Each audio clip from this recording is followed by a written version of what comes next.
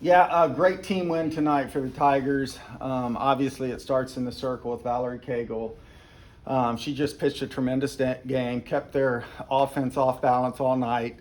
Um, I thought the first inning was huge for us. It set the tone of the game. Mackenzie Clark with the leadoff hit, and then Valerie with a clutch RBI single, and then Logaleo with a hustle hit, a ground ball in the hole, and she beat it out. Very close play, and I think that speed played a factor in the game tonight. Obviously, we stole some bases, put a lot of pressure on them defensively with the stolen base, and just hustling all over the field. And that's nice to see. Of course, Valerie hits the big home run there to widen the gap a little bit, make it 3-0. That was a hard hit ball. I'm telling you, I've been coaching a long time. That ball got out of here in a hurry. So that was pretty impressive. And then, defensively, we made some great plays tonight. Aaliyah with just a fabulous catch there on the line drive. And then De'Ara throwing out their base runner, I thought were two big, huge plays for us defensively. And then the fourth inning explosion, De'Ara gets 2 hits in that inning. You don't see that. That's pretty rare. And then Reedy Davenport with a clutch RBI single there. And then Logaleo with 2 strikes. They threw a change up, and she just hit it out of the park. Just a great at-bat from her. And like I said, just a great team win for the Tigers tonight, and now we get ready for Boston College this weekend. Coach 4-0 now against the Gamecocks all time, combined 27-2 by my count. Just what's it mean to your young program to be able to dominate the state the way you have? Well, I think the biggest thing is just kind of staying within ourselves and knowing that each game is different, and this team has a lot of leadership and a lot of experience now going into these big rivalry games. And, South Carolina's a good team. I know the score didn't indicate it, but they're a really good team this year. They're a much improved offensive team. They got pitching depth, and I think it speaks a lot about our team, and we have definitely got up for this game in the last couple of years and played very well. When you have the experience that you have, going into a game like this, how big is that, and the way they just kind of stay calm and just play through the emotions? Yeah, I think, obviously the experience part is the biggest factor there. They've been there, they've done that. They've played in a lot of big games. They've played in a lot of packed stadiums. I can remember our first game here when it was packed against Western Carolina, and we were a deer in headlights, so we've come a long way since those days.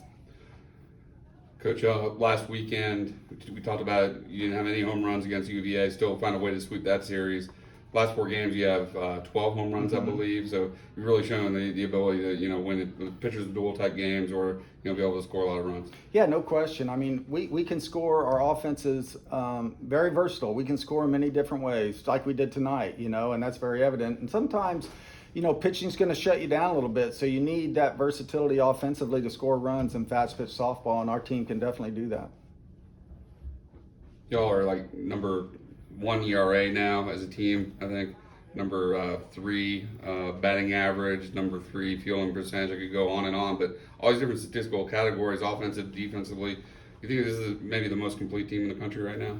I think we're a very complete team. Obviously there's still a lot of season left, but I love the way we're playing ball right now. We're getting great pitching. Coach Jameson does a great job with our pitching staff. We have depth.